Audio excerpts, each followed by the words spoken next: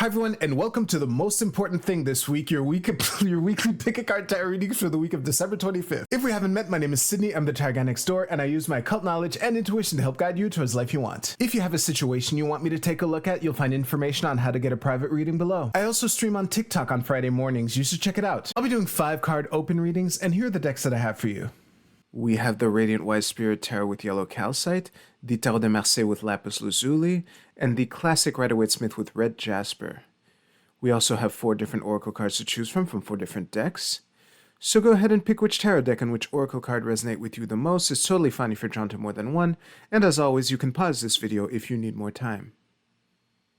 As always with collective readings, take what resonates with you and leave aside what doesn't. If you want to jump straight to your reading, you'll find timestamps right below. And with that, let's go right to the readings. All right, group 1, let's see what we have for you for this holiday week.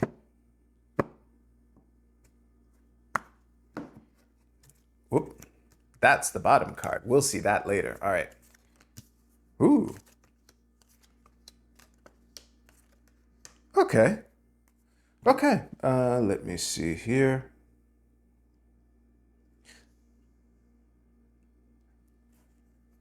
Is this a good... Oh, yeah, this is perfect. All right, give me a second. Group 1, the vibe of this reading is an invitation to really weigh the costs and benefits of the decisions that you make this week. Now, the thing that really struck me very shortly after I paused the recording was how it's nice to have this 6 of Wands at the top of everything. I love it. Y'all heard me go, ooh, when I turned this card over, right? And then the rest of the reading happened, which is, the thing that struck me is how all the major arcana cards are reversed. And the pips might be 6s, those are nice, but we also have the 5 of Swords here in the mix. And the fact that the pips are upright and the major arcana cards are all reversed is what's giving me this vibe of pick your fights and make sure that whatever victory that you intend on attaining this week, to make sure that you're fully evaluating the cost of it. Because I have the feeling that the danger that I'm seeing for you, Group 1, is one of short-term gain at long-term expense. And that's what I would invite you to wrestle with. Because, again, I almost went this entire reading without mentioning this, but I was thinking it this whole time.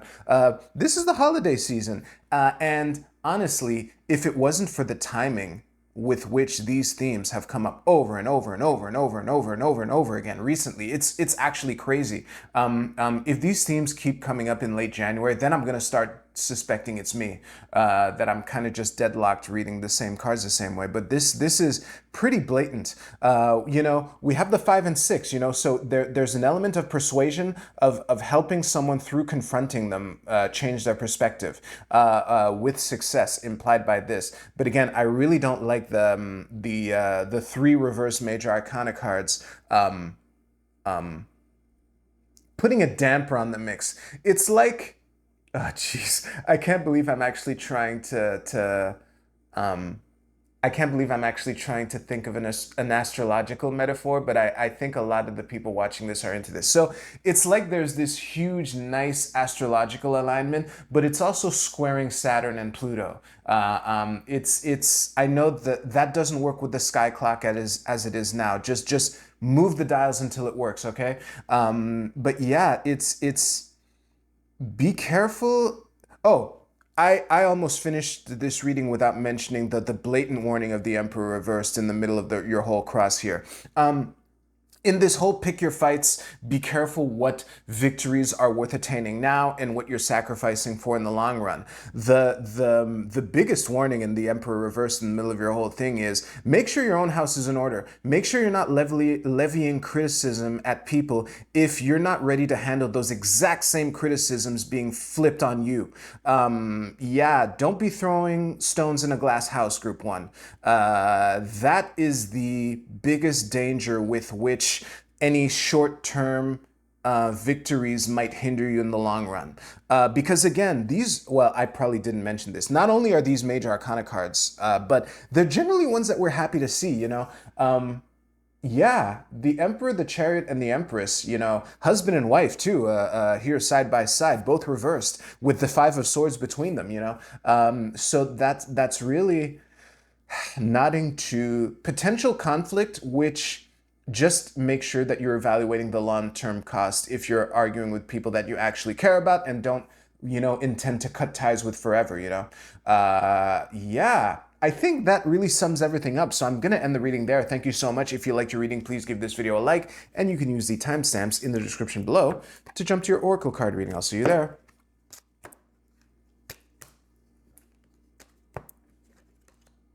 Whoops, this reversed. All right, group 2, let's see what we have for you for this holiday week. The World flipped over while I was shuffling for you. That's generally a card that we're happy to see. Let's see what we have. Ooh, hey. Wow. 4 court cards out of the 5+1 cards. That's really interesting. That's a little crooked. Let me do you right, group 2. There we go. Beautiful. Group 2, for the people for whom this message really is for, I truly wish I could be more detailed about this, because the vibe that I'm getting from this reading is one of 2 factions trying to come to terms with something and trying to figure out a way forward through some kind of disagreement. And there's one of these 2 factions that has the clear advantage over the other. All of these cards are coins. Coin, coin, coin, coin. And we have these 2 swords here. So given your situation, if it's resonating with you, it should be very obvious to you which side of this negotiation that you're on, right? But here's the thing. Despite one of these factions having a clear advantage over the others, there is a lot of dismay. There's a lot, like all of these cards are looking every which way. And both of these disparate kings are looking in the same direction. Both of these disparate non-kings, we have a page and a queen, both of these disparate non-kings are looking in the same direction as well. Like it's the kind of thing where I have the feeling that there's a lot of miscommunication. Maybe the coins faction is getting too big for their britches. Maybe the swords faction is getting too defensive and reading into things that that the coins don't mean anything by. Hey, it's Editor Sid. There's something I forgot to say that's really important. If you're a sword and you think that you're alone, you're probably not. It's heavily implied throughout the entire reading, but it's one of those things that was so obvious that I forgot to actually say it. So I just wanted to say that clearly. All right, back to the reading. And we've all been a coin and a sword in these situations. So we both know, we all know what it's like. I've been on both sides of situations like this. So what I would say is the message of the 3 of coins in the middle here is one of creativity. Like we have the 3 and the 5. So there's the creative flourishing, and there's the agent of change. So I think that the invitation here is to try to build bridges and try to see the commonalities. Whether you're trying to talk, like, okay, let me just zero in on a couple people here. So, okay, I'm gonna pick the king and queen of coins and the king of swords here. So, and it's funny too, because normally the bottom of the deck, I use it as the underlying energy for the whole reading, but given this, it's pretty clear that like, it's practically like a card here. I don't wanna put it on because I don't wanna look at the card that's under it. But anyway, so let's say the king and queen of coins are in bed at the end of the day. That might be a good time for the king to tell the queen, hey, the king of swords isn't completely crazy, he has a point on this thing, and vice versa for the queen to tell the king, yeah, I get it, but the king annoys me this way, but the page, I think that he's got something with this, that, and the other thing.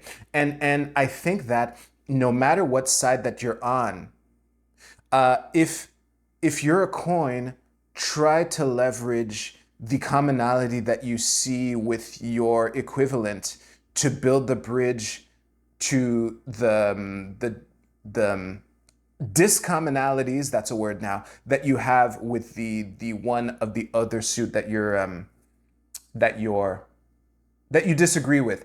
And if you're an outsider, if you're the sword, if you're the underdog in this situation, try to leverage the commonalities with the person that you have, and try to get curious about the person from the other side. You heard what I just said to the Queen of Coins about you, King. That is flipped when you're talking to the page, at the water cooler or whatever.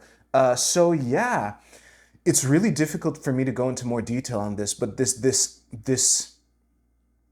these two factions, there's a way forward here, and it might not be clear because everyone's looking every which way. So try to use the commonalities that you have with each other among your own faction and with the person that you think might have a point in the other faction to try to build that bridge. That's really the best that I can say. So that's a mic drop. Thank you very much for watching. If you like this reading, please give this video a like, and you can use the timestamps in the description below to jump to your Oracle card reading. I'll see you there.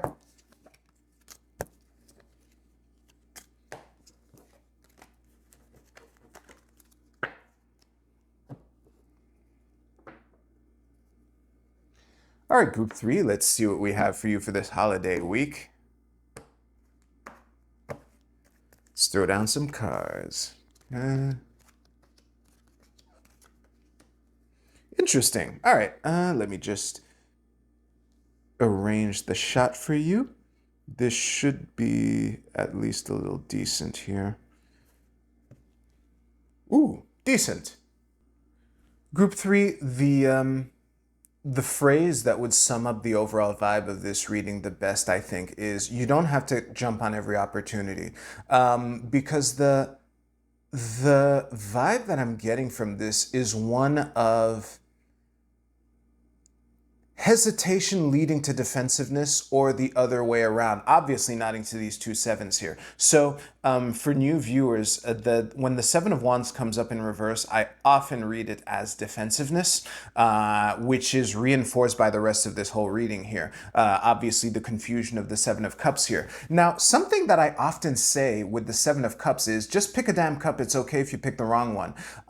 I guess the second half of that message might be intact, but that message overall isn't the one that I'm getting from this, the way it fits into this reading here. Because here's the thing, and again, I don't know if it's the defensiveness that's leading you to make hasty decisions, or if it's the vibe is one of trying to make a decision before you should, and it being more rash than is warranted. Because the reason I opened with you don't have to jump at every opportunity here is these two aces. Now, obviously, the Ace of Cups is at the bottom of the deck, so it's the underlying energy of this entire reading. But we do have the Queen of Cups reversed in the middle of the whole thing, right? And there are schools of thought with which this is the same cup. And that is a question that I want to subject to you,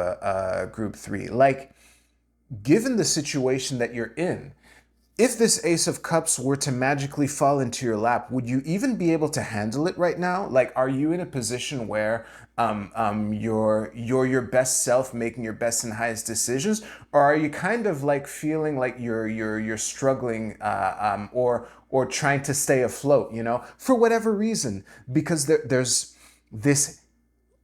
this rash decision making is really strong in this, and that's why I'm hammering this. And the King of Coins reversed at the bottom of your cross here is another nod to this of losing track of the long term, because the King of Coins is a card of long term abundance, generational wealth, like what's his name, Warren Buffett type of shit, sound advice for the system that we're in, and just planning your work and working your plan and being consistent and being able to leave 500 yachts to your grandchildren or whatever. And when he's in reverse, the vibe becomes one of sacrificing that long-term vision for, you know, because you're flailing around trying to pick a cup, and now you'll just pick any cup because we got to get moving, we got to go, we can't be waiting, we can't be thinking. I wish you could see how agitated I was saying that, but for a card, sorry, for a reading with so many. For a reading with so much water in it, there's a lot of dynamism anyway. And 2 of those water cups are reversed too. Technically 3 if we count that the queen is double water, but let's not get into that. It's really fascinating to me how a reading with so much water in it would have so much dynamism, because water is a passive suit. It's a passive element. It receives. That's kind of the that's the approach from an elemental perspective. But anyway, how can I sum all this up? Yeah, like, it's okay if you don't capitalize on this, or that this, I don't know which ace is the right ace for you, right? Obviously, if we have a cups match, that might be the one, but the bottom line is, just because, don't let short-term gain distract you from the long-term vision that you have, basically. Ooh, that was a mic drop, honestly. I think I'm just gonna end the reading there. Thumbs up if you like the video. If you don't want to watch me pick up your reading, you can use the timestamps to jump ahead a couple seconds. I'll see you at the Oracle card portion.